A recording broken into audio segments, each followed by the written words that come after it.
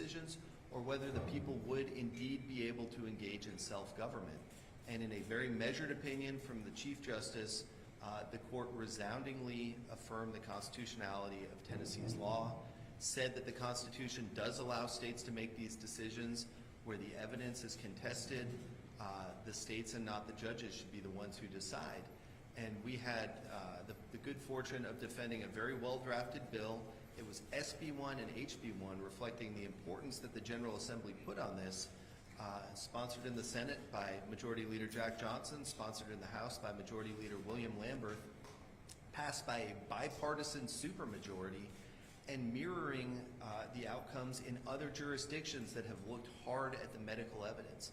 I know a lot of people say this is just political, this is just ideological, but if you look over in Europe, multiple countries that had previously embraced these treatments for kids have, after close consideration of the evidence, greatly restricted or prohibited these treatments. If you look at the United Kingdom, if you look at Sweden, if you look at Norway, these are not countries that have the political composition that Tennessee has, but like Tennessee, they looked at the evidence, they considered the risks to kids and the evidence of benefits, and they decided that this was not appropriate treatment for kids. The Supreme Court recognized that Tennessee can constitutionally do the exact same thing.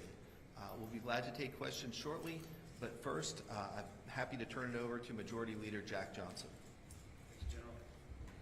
Thank you, General Skrmetti. Let me start by just celebrating what an incredible day this is. As I reflect on the events over really the last 2.5 years, slightly over that actually, when Leader Lambert and I began this conversation about bringing a bill to protect children in Tennessee from these irreparably harmful procedures. We worked with our legal staff. We worked with the Attorney General's office. We thought carefully. We listened to stakeholders about what this legislation should look like. And we came up with a really good bill. We anticipated that we would face legal challenges, and we did. We were sued by the Biden Department of Justice and went through the court system and ended up before the highest court in the land, the United States Supreme Court. And today, the constitutionality of our legislation was affirmed. And when the Supreme Court ruled, as they did today, and handed down the decision, that we do in fact have the constitutional right, the compelling interest to protect kids, we were right and we were just in our relentless pursuit to protect Tennessee's children. To allow children who cannot vote, they can't get a tattoo, they can't enlist in the military, to allow them to permanently alter their bodies in the name of affirming them, that's not compassion, it's exploitation. I want to thank our incredible Attorney General, his amazing team who fought tirelessly to defend this legislation in the courts. I want to thank my dear friend, the House Majority Leader William Lambert, who you'll hear from momentarily. He co-sponsored this and led in a heroic way in the way he fought for passage of this very, very important legislation. Our colleagues in the House and the Senate, our Governor Bill Lee, who was a champion for this legislation from the get-go, and very quickly signed it into law once it was passed by the General Assembly. I want to thank him for his commitment to our state's children. I want to thank Matt Walsh and the Daily Wire, who did a very important service to our state when they drew attention to this issue and they highlighted the fact that yes, in fact, it was happening right here in Tennessee. And that helped us get the ball rolling with this very, very important legislation. We won't rest on this victory. We will continue to fight for Tennessee children. We will always fight for Tennessee children. It's the right thing to do. With the left in our country, in the left's America, that is, biology and truth are optional. But here in Tennessee, with the Tennessee General Assembly, they're not. They're fact, and we will base our laws and what we do on those facts. So whether it's stopping the mutilation of our children, keeping men out of women's sports, ensuring parents have a say in their child's education, we will always fight, stand up for common sense, and we will always stand up for conservative values. This time, I'll hand it over to my friend and colleague, the Majority Leader of the House of Representatives, William Lambert. Jack. Well, look, when I woke up this morning, I didn't know we'd get this decision. But I hold right here, I think it's 118 pages, that affirm freedom, that affirm justice, that stand for states' rights, and that protects our children. So when Jack and I were first approached about carrying this bill, we were told this isn't happening. We were told there's no doctor out there that's cutting off the private parts of children. We were told here in Tennessee there's no hospital that would possibly allow a doctor to do that. And then we were approached with folks that had evidence that said, no, it's in fact happening right here in Tennessee. And I say this as a girl dad, one of the most insulting answers that we got from doctors in the medical community is, oh, no, we've only done top surgeries. Let's be crystal clear. What they meant was cutting off the breast of little girls, but they hadn't cut off the private parts of little boys, so somehow or another it was okay. It wasn't okay then. It's not okay now, and it's never going to be allowed in this state. If some adult wants to cut off their body parts, alter their body in whatever way they want to, they're adults. Fine, do whatever you want to do. It's a free country, but leave the kids out of it. That's what General Skrmetti and his fantastic staff argued in front of the court. That's what Jack fought for in the Senate and I fought for in the House, is that each state should be able to protect our children from bizarre practices that are not treatment, they're not affirming, they're not care, it's mutilation. We had a child testify in the House. It was a little girl that stared into the eyes of strangers, my fellow colleagues, and she testified that she was ugly. She thought she was ugly because somebody had mutilated her body, cut off body parts, put substances in her body she never should have had in her body, and she said her ability to be a woman was stolen before she ever became one. Never, ever, ever in the state of Tennessee will that ever happen again. I thank the 6 judges of the Supreme Court that stood for common sense and decency in states' rights and helped protect our children, not just here in Tennessee, but in the 20-something other states that had passed these laws. And I want to call on Congress right now to pass a national ban on sexual mutilation. Yes, I said it. I am asking our friends in Congress and in the U.S. Senate to file a bill today that bans this nationwide. And if they don't do it, I hope every single other state, if you're a state you're a state representative of another state or a state senator hearing this right now, go file a bill today to protect your children the same way we did in Tennessee. And with that, we'll take questions. Thank y'all. Yeah, I guess, what would you say to parents whose child is transgender and they're grasping for something and they feel like this is the only way that they can keep their child from committing suicide? They don't have the gender-affirming treatment. What do you say to those parents? So I think the most important thing that came out at the oral argument in this case was when Chase Strangio, the attorney for the ACLU, said in response to questions from Justice Alito that this doesn't affect the suicide rate. I think a lot of parents have been pressured through the idea that you can either have a dead son or a live daughter to go through with these treatments. The research just isn't there. Now, this is a heavy burden for families to carry. Nobody should make light of that. Nobody should make fun of that. It is a hard thing. The evidence is the overwhelming majority of kids that deal with gender confusion in their youth grow out of it unless they're put on these irreversible courses of treatment. So, I would say to families that are concerned about this, you are right to be concerned about your kid. You are right to care about your kid. Look at the evidence, follow the evidence. One of the most pernicious things about this is the research that has supported increasing irreversible gender transition care is fraudulent. WPATH, the organization that's been pushing it out, was doctoring the research in ways that are explicit in the discovery that Alabama did in its case. They were rewriting the guidelines to make it easier for them to litigate. They were rewriting the guidelines to avoid giving any indication of problems with the evidence. When researchers actually look at the science and do clean science rather than ideologically driven science, the evidence points toward not giving kids these treatments. And I think it's really important for parents to know that there is an ongoing debate about this, and that the people who are telling them that they have to transition their kids for them to be safe aren't in line with the most up-to-date research. All right, I'll take that real quick. I want to say this, and I've had these conversations directly with parents. And let me be crystal clear. If you're a parent who's being told by a doctor that you should cut off body parts of your kid who's perfectly healthy, they are lying to you. Either for purposes of profit or liberal ideology that has poisoned their mind, they are lying to you as a parent. Love your child through it. Get them every bit of mental health treatment that they need. Exercise every single option. before your child becomes an adult. And when they're an adult, if they want to do these surgeries or whatever else they want to, they're an adult. They can do whatever they want to do. But while they're a child and they're still developing and changing and growing, everybody in this room is a recovering teenager. Those are rough years, okay? Love your child through that, and I guarantee you they will turn out better than if you go down this bizarre path, which is no longer allowed in Tennessee and 20-something other states, where you start cutting off body parts or putting chemicals in their body that there's no coming back from. There's no reverse from that. There's no coming back. Just love your kids through it and don't listen to these crazy liberals that'll say if you cut off body parts, somehow or another it's going to be okay. That's not going to fix anything. Who's next? So, generally it would be a Republican position that parents are in the best position to decide what's best for their children, not the state. So what makes this issue different? We are fierce advocates for parental rights. Leader Lamberth and I led the charge earlier this year to make sure parents have a choice in their children's education. But there are times where the state has a compelling interest to protect children. And sadly, we have laws on the books that have to be exercised sometimes. We have to take children out of abusive homes. We have to protect children in a myriad of different ways. There are other places in our statute where we have prohibited medical practices to protect Tennesseans, and in this particular case, to protect children. We felt like this particular issue rose to that level, where the state has a compelling interest to intervene and to protect the child from a life of irreparable harm to their body.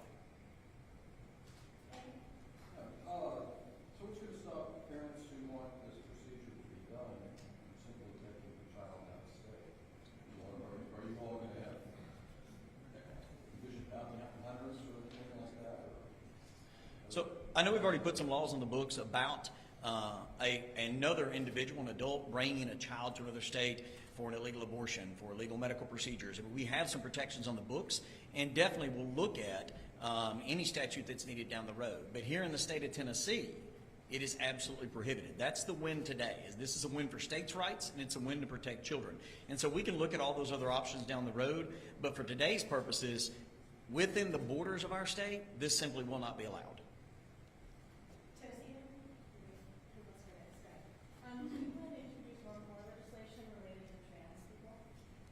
So the legislation we introduced today deals with children. It deals with adults making decisions for children before they're even adults to, again, cut off their body parts or shove chemicals in their body that never should have gone into anyone's body. So that's the decision on today. That's all it deals with. Speaking with some of your colleagues that are against this legislation, they have spoken that you're focusing on attacking the wrong 1%. They said that we should be attacking things like the grocery tax or roads. I just wanted to get a response to something like that. Well, I know Jack will have a lot of responses to that, but I co-sponsored the reduction of the grocery tax. I voted for the last 1.25% cut on grocery tax. We put $3.7 billion into roads this year. Trust me, we can multitask. But defending kids is always going to be at the top of the list, and protecting our children. Yeah, I certainly take issue with the word attack. I would substitute with protect. That's what this legislation does, is it protects kids. We're not attacking anyone. Leader Lamberth and General Skrmetti did a good job, and I want to echo their sentiments. We love our kids, and kids that are going through a difficult time, they need love, they need compassion, they need access to mental health treatment, and we're working hard to make sure that all those things are available as much as they possibly can be. We're not attacking anyone, we're protecting children. I just wanted to ask, in the specifics of this ruling, what all does this block? I mean, if a parent is trying to find some sort of help for their child, are there still avenues minus what has been blocked by this court decision? All the court decision does is say that Tennessee's law is constitutional. So, I mean, the takeaway from that is that the states which have regulated medical practice for centuries are able to regulate medical practice in this context. I'm sure there will be implications from this in a variety of areas, but it's a very narrowly written case in some respects. It says this is not a case about transgender status. This is not a case about sex discrimination. This is a case about children being prevented from receiving certain drugs for certain purposes. In medicine, if you give someone a drug, you don't just hand them the drug. There's always a medical purpose underlying it, and some drugs are allowed for some purposes and not for others. Matt Rice, the Solicitor General of Tennessee, did a phenomenal job under intense questioning when he was pushed on this by several of the justices of the Supreme Court. And I mean, this is a case about medical treatment. It's driven by a debate about medical evidence, and the law here prohibits medical treatments in certain circumstances where the legislature heard a lot of evidence that the treatments aren't appropriate. So, for parents looking for more guidance beyond that, this is a law regulating the practice of medicine in Tennessee. It is not the one-size-fits-all solution to all questions anybody has about these issues. There's a lot of research to be done. There's a lot of debate to be had. There's a lot of litigation undoubtedly to come. But this provides more clarity than the Supreme Court's given in the past. It affirms the Sixth Circuit's decision in this case, and it lets us know that where there's a debate about medical evidence, the legislature is able to act and is able to take these steps to protect kids. We have time for 2 more. I spoke with someone who, before this law went into effect, got some of this gender-affirming care when they were 17. They said it was life-saving for them at the time. What would you say to them? Well, again, it's pretty clear what the law says. I mean, you can't cut off body parts on a perfectly healthy child. You can't shove experimental drugs into their body that are going to change them forever. You just can't do that to a child in this state. You can make sure that they get mental health treatment, just like the general said, and what Leader Johnson said. You can make sure that they get, get the love and protection that they need and deserve as a child. It's a bizarre argument to me that the left just try to spin here is that somehow a 2-year-old can decide that they're the wrong sex. Oh yeah, some of them out there love to say, well, at any age, a child can just decide that they are going to be a different sex. These are children, for God's sake. Let them play, let them learn to read, let them learn math, let them go to school, enjoy time with their kids. Leave the social experiments out of it for our kids. Again, for adults, do whatever you want to do. But these horrendous practices that we banned in Tennessee, cutting off body parts of children and shoving drugs into their body that change them forever, it's not gender-affirming care. It destroys their bodies. And the facts show it doesn't save their life. That lie's been told long enough, and it's time for all of us to stop telling it, because it is a lie that cutting off body parts of a child is going to reduce suicidal tendencies, is going to improve their mental health makeup or anything else. All it does is make them a lifelong patient, and it's wrong. So we're not going to do it here anymore. Megan, can we peel back the veil a little bit? The national campus is very bipartisan, warfare, but you guys have dealt with constituents personally, you've talked to people through all this litigation. Is it different when we're talking at a personal level compared to, is it more bipartisan, people coming forward and support? How does this look behind the veil? Can we also talk about the implications on states' rights with this? Probably all going to want to chime in on this one. So in terms of interactions I've had with community, with constituents, I rarely have I carried something that seemed to be so controversial that was supported by such an overwhelming majority of my constituents and people across the Tennessee, Democrats, Independents, Republicans. I've seen polling, scientific polling, and certainly I've got anecdotal evidence of town hall meetings and talking to constituents about the overwhelming support for this particular legislation. We had lots of conversations. We had testimony from people that were opposed to this legislation, and that's how our process worked. I think we were very thoughtful about it. We took great care and time to make sure we were contemplating every possible aspect of this. We talked to countless medical providers, medical practitioners who had differing opinions on this. So we went through a very thorough and deliberative process. And then you talked about the states' rights implications. That cannot be overstated. The importance of the 10th Amendment state sovereignty aspect of this decision that came down today. Because regardless of how you feel, I hope you would agree that these are decisions that shouldn't be made by unelected, unaccountable judges in the federal court system. These are decisions that should be made by your elected representatives as we make most of our decisions. That's how the process worked. It was challenged, and I'm so grateful to the Supreme Court, grateful for the General Skrmetti and his team for defending this legislation, because yes, I very passionately believe in the policy that we passed, but equally I'm excited about the impacts and the affirmation of our state's rights as a sovereign state to be able to make these decisions.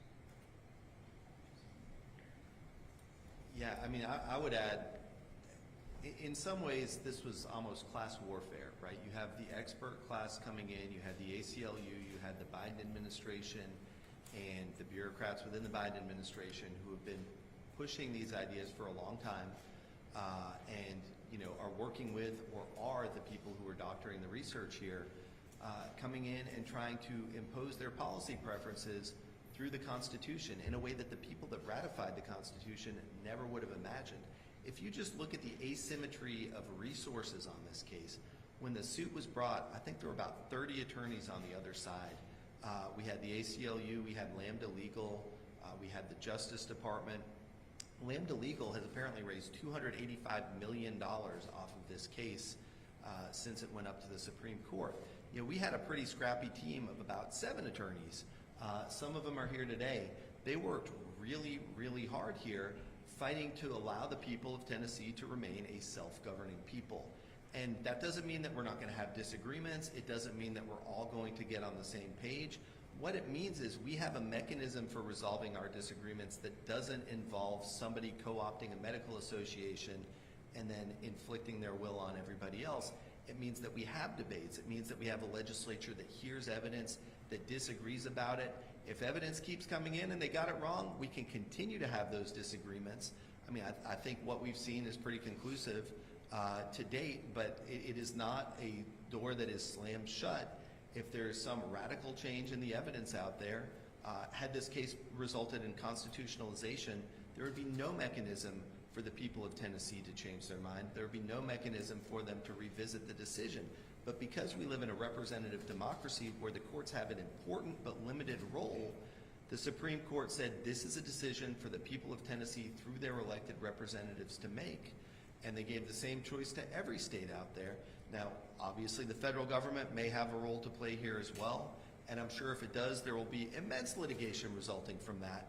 But for the time being, each state and the people of each state and their elected representatives are able to grapple with these issues, are able to look at the evidence, are able to decide for themselves through established mechanisms what the law is in their state. And that is a beautiful thing. We don't need a country where people are told what to think.